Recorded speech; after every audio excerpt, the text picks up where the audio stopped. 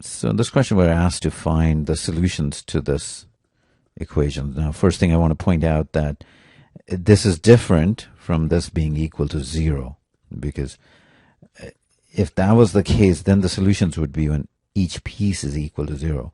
And that would be the case when x is either 3 over 2, and this would be 0 when x is minus 5/3. You'll notice that that's the trap answer, C, which is incorrect, because in this case it's equal to minus 14. So the traditional way of doing this would be to do the expansion, meaning multiply these out.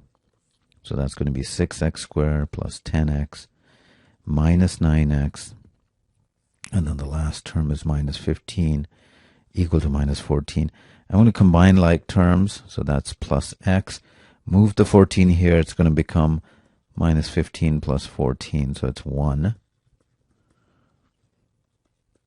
And then you have to factor this. And the way I do this is multiply 6 and minus 1, which is minus 6. So I need two numbers that add up to 1 multiplied to minus 6. And that's going to be 3 and minus 2. So you rewrite that middle term using those two numbers.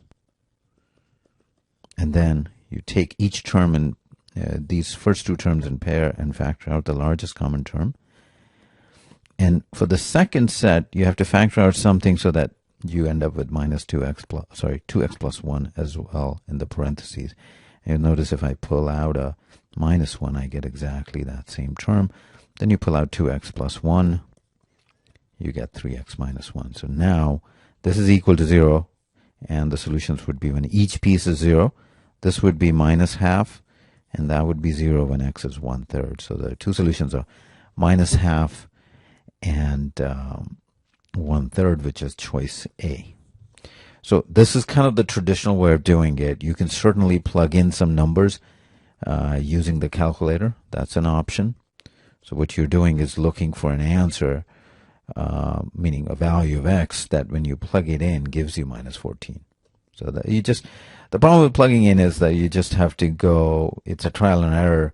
Now, for example, in this case, I can't really see where I should start. There is no particular choice that I want to start with. I mean, I do see 1/3, minus 1/3, but I also have 3 over 2 and minus 3 over 2.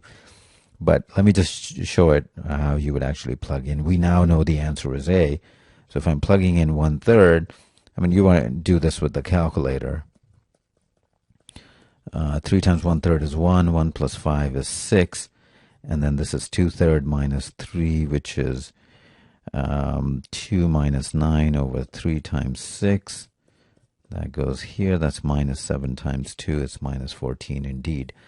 So that one works out. And since no other choice has 1/3, we know the answer has to be A.